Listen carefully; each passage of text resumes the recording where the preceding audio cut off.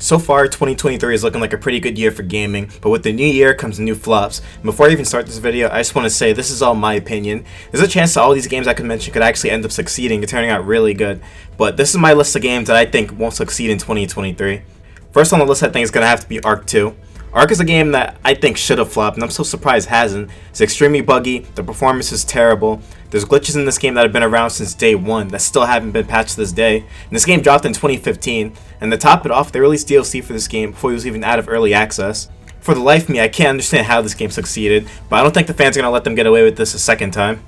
I put this game first because I really do believe that it's going to be 50-50 on whether or not this game does well or not. The concept is amazing, I think that's what's carrying this game, but I just don't know if it's going to be enough a second time around, especially since it looks like they blew their whole budget on Vin Diesel. Next up is a game that I think doomed itself, Suicide Squad vs. the Justice League. Just a disclaimer, I know Suicide Squad got delayed again until 2024, but I had this video made a while ago, I'm just not uploading it for those wondering why I included it, and to be honest, even when it does release, I don't think my opinion is going to change very much. This is the one that I'm so super excited about, but I think it's going to go the same route as Gotham Knights. People already don't like that this game looks like it shares the same gear system as the Avengers, which was another good game in my opinion, but didn't do well because of laziness and bad decisions. And it kind of looks like all these bad decisions are just being carried over right to Suicide Squad. They're literally doing everything that the Avengers did, and it doesn't help that this game is being delayed again. It was reported that the delay isn't going to make any major changes, but instead to just polish what's already there, which means that they're saying by their decision to make this a live service game. And because of that, even if the gameplay is good in this one, unfortunately it's not going to succeed. Next up is a free-to-play game from everybody's favorite developer, Ubisoft, The Division Heartland. I haven't played Division 2, I just heard that it wasn't too great, but the Division 1 was actually not a bad game, but the words free-to-play and Ubisoft just don't mix well together. This is a game that we haven't really seen too much of, and the silence kind of leads me to believe that there's some type of problem going on during the game's development cycle. I think it's going to end up getting delayed again, which honestly might cripple the game even more. There really hasn't been too much advertising for this game, so if it ends up getting delayed, I feel like people might have already forgotten about it by the time it releases. Delay or not, despite us knowing absolutely nothing about this game, one thing that I'm positive about, this game is going to be infested with microtransactions. Next up we have Exoprimal. Now I just want to start by saying that this game is good. When I saw the first trailer I thought this game was going to be good, and after watching gameplay from the beta, I still think this game looks great, but there's a couple of little things that I think that'll keep this game from succeeding, and some things that I think will help this game to succeed. This game being available day one on Game Pass was a great move, but for people on PlayStation, I think that $60 price tag might keep them away. And I don't know why any company does this, but they announced that a premium battle pass with microtransactions will be available day one.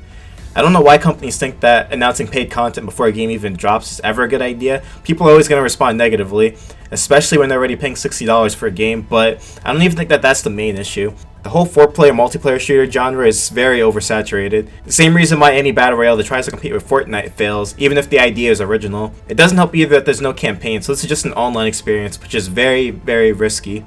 An online game would only last as long as the player base stays active, and I just don't see that happening here, even though the gameplay is fun. Now, if Capcom supports this game constantly by adding updates, new content, then I can see this game lasting for a while, but unfortunately, sometimes that's not even enough. Rumbleverse is an example of a game that did all the things right but still failed. It was different from all the other Battle Royale games out there. Their advertising was great. Even though I had never played the game or really looked into it, I remember seeing this game everywhere. They collabed with so many YouTubers at the game out there, and overall the reception for this game was great. But despite all that, this game only made it 6 months before the devs announced that the game servers would be shut down. That's just kind of the reality of releasing a multiplayer only game. There's so many developers out there that are trying to get the attention of players, and that kind of makes it hard for people to stay interested long term. Because of that, I don't think Exoprimal is going to do well. Texas Chainsaw Massacre is another asymmetrical multiplayer game dropping this year, and I don't think it's going to do well. This is being made by the same guys that made Friday the 13th, and honestly, at the start, the game was amazing, up until they ran into legal trouble and stopped updating the game. You can tell that the team behind Friday the 13th was passionate about the game that they were making. Even though it had a ton of bugs, and maybe it wasn't the most polished game, it was a lot of fun. I just wish that I could say the same thing about it now. Not only does this game have to try hard to get people to keep playing, but it has to compete with Dead by Daylight. The amount of updates and content that game gets is insane. Hopefully the gameplay for this one is good, but I still see people playing it for more than a few months. With some games, it's kind of hit or miss on whether or not they do well or not, but sometimes you can just take a look at a game and tell it's not going to do well, and Hyenas is one of those games. Before this game was announced, Sega tried real hard to hype this one up, and in the end, they didn't even show any gameplay. The thing is, in the trailer, everything just looks so generic. I personally think that this could be cool, but we don't really know too much about this yet, but it sounds like it's going to be kind of like a space futuristic version of Payday, which could be interesting. Maybe, but its biggest issue is that it's competing with so many other FPS games coming out. There's a chance that when Sega finally does show off the gameplay, this might actually look good, but unfortunately, it's just another Exoprimal situation, where the genre is just way too oversaturated. That and Payday 3 is dropping at the end of this year, so good luck to this game. At number 4, we have The Day Before. They released a 10-minute gameplay video for this game, and honestly, they might as well not have shown anything because it's literally just 10 minutes of walking in complete silence with nothing going on in the world. At the 4-minute mark, the player kills 3 zombies that are standing completely still. Then 3 minutes later, does the same thing, but that's it. That's the whole trailer. Which is weird because the game's announcement trailer from 2 years ago looked absolutely nothing like this. Almost as if the final product was never really going to look like this. Kinda sounds familiar, doesn't it? Aside from the 10 minutes of action we got from the last trailer, they've been kind of radio silent. The only other new piece of gameplay I was able to find during the time of this recording was this 1-minute clip, which is even more action-packed than the last trailer.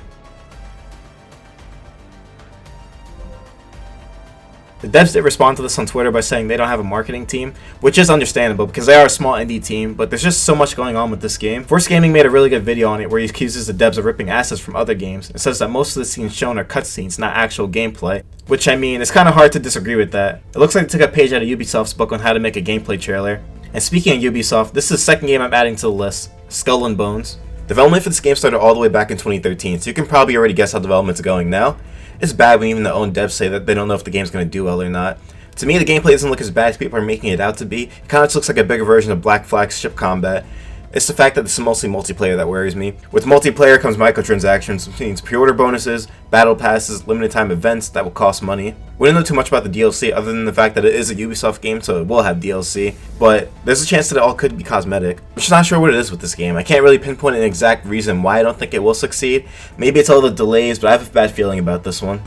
And number 2, we have Crash Team Rumble. I feel like I don't really need to explain my reasoning for this one too much, but for the guys that don't know, this is a new Crash Bandicoot game that doesn't play like a Crash Bandicoot game, which honestly wouldn't be a bad idea except there's no single player mode. This game is going to be exclusively multiplayer, and what's even worse, they announced a battle pass for this game. I think the battle pass would have been fine if this was a free-to-play game, but they're charging $30 for this game, and honestly the gameplay just kind of looks boring. When the game's first trailer dropped, people were thinking this might be a MOBA, and now that we've gotten more gameplay, we still don't really know what this is supposed to be completely. It kind of feels like they're just using the Crash Bandicoot name to make some quick sales, and there's honestly no doubt in my mind this game is going to flop. And now for what I think is going to be the biggest flop of the year is Starfield. Now, financially, I don't think this game is going to do bad. There's just way too much hype around it. But right now, I just feel like this game is way too ambitious. I just don't believe the whole being able to travel to over 100 systems thing. Of course, Todd has never given us a reason to not believe him, but something about that just doesn't sound believable to me. I don't think he was lying about actually being able to fly to these places, but I think it's going to be another No Man's Sky situation where everything's going to be empty. Like most Bethesda games, this one's going to be a mess at launch. Even if it does turn out to be complete garbage, I think the mods are going to save this game, but I just think Todd promised too much for the base game. And after Fallout 76, I'm just not too trusting of Bethesda anymore. Gamers also kind of have a bad habit of overhyping things, and then when they don't meet those expectations, they get upset. Like I said, I'm sure this game's going to make Bethesda a lot of money, but I have a feeling that overall it's going to turn out mediocre. But this is my opinion. If there's any games that you think should have made the list, or games that you think made the list that shouldn't have made the list, I would love to hear it.